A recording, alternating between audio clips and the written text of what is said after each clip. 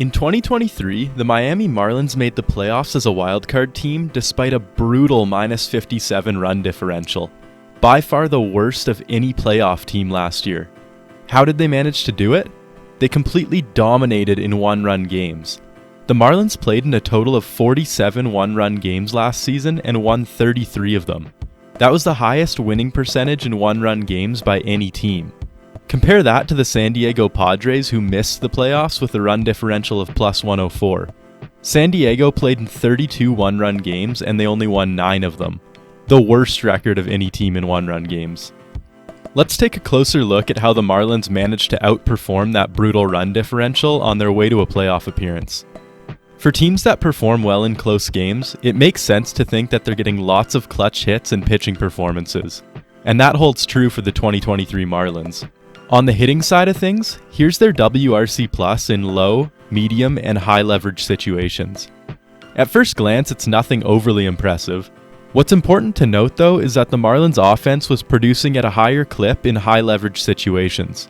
On average, teams last year had a WRC+ 1 point higher in high leverage situations compared to low leverage. Miami performed 6 points higher. And Jorge Soler was a huge part of this as he raked in high leverage situations with a 197 WRC+. The same could be said about the pitching, as the Marlins pitchers had the 4th lowest ERA in the league in high leverage situations. Andrew Nardi and Tanner Scott contributed the most to this as they pitched in a lot of these situations and dominated comparatively. Now that we've gone through some of the clutch performance stats for the Marlins, let's look at all of it in action throughout the season. I've gone through the 2023 Marlins one-run games and found 3 that I think best exemplify what they did last year. The first game is against the San Diego Padres on May 31st.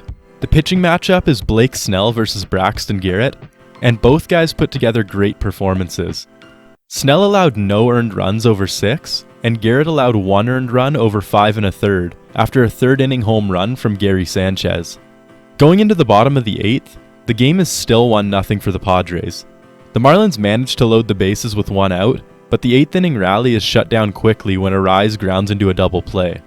Okert comes in to pitch the 9th for the Marlins and gets 3 straight swinging strikeouts to keep Miami within 1. Up against Josh Hader and down by 1, Gurriel starts off the bottom of the 9th with a walk, and Joey Wendell moves him to second with a sacrifice bunt. Segura comes to the plate next, and on the 7th pitch of the at-bat, he gets a knock to tie the game, then follows it up by stealing third. On the very next pitch, Nick Fortes hits a single to right and drives in Segura to walk it off. The Marlins had 3 hits and 3 walks through the first 7 innings, then had 3 hits and 2 walks in the final inning and a third to win it. The next game we're going to look at is Marlins versus Phillies on August 2nd. The pitching matchup is Zach Wheeler versus Braxton Garrett, and Garrett isn't nearly as sharp this time around. Between him and Brazoban, they allowed 5 earned runs, and the Marlins found themselves facing a 5-0 deficit going into the bottom of the 6th. They get a few runs back right away though, as Bell and Chisholm hit back-to-back bombs to make it a 5-2 ballgame. Skipping to the bottom of the 8th, the Marlins continue their rally as they load the bases, take a walk, and then score a run off of a John Birdie groundout to make it 5-4 going into the 9th. Andrew Nardi pitches a scoreless half inning, and Miami comes back up to bat down 1 with 3 outs to spare. After a quick flyout from Arise, the clutch king for the Marlins, Jorge Soler, comes up to bat and ties the game on the first pitch with a home run to center field. In the 10th, the Phillies took a quick 2-run lead just for Miami to tie it right back up in the bottom of the inning. In the 11th, the Phillies scored another run, but the Marlins matched them yet again.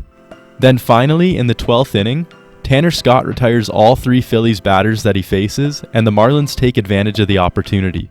They load the bases, and Jesus Sanchez hits a walk-off single to complete the comeback.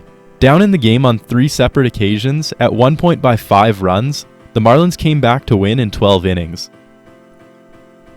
The final game we're going to look at is Marlins versus Yankees on August 13th. It was a great pitching matchup as Yuri Perez faced off against Garrett Cole. Unfortunately, the young Marlins pitching phenom didn't have his best stuff, and between him and Brazoban, they allowed 7 earned runs and trailed the Yankees 7-1 going into the bottom of the 6th. Just like the Phillies game though, this was far from over for the Marlins.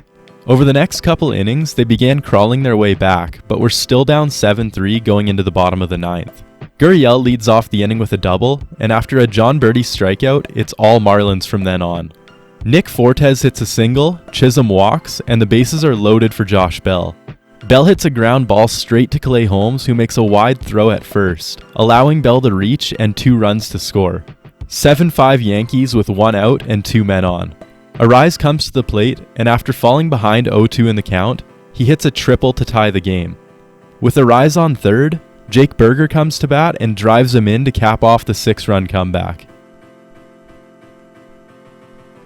These 3 games paint a pretty good picture of how the 2023 Miami Marlins somehow found themselves in a wildcard spot despite their terrible run differential. Marlins fans watched this team play in 47 one-run games and they didn't disappoint. They might not have been a powerhouse, but they played at their best when it mattered most throughout the season. Did they have luck on their side? Did they just have that dog in them? Let me know what you guys think in the comments. Make sure to like, comment, and subscribe if you enjoyed the video. I'm Jack of All Baseball, and I'll see you next time.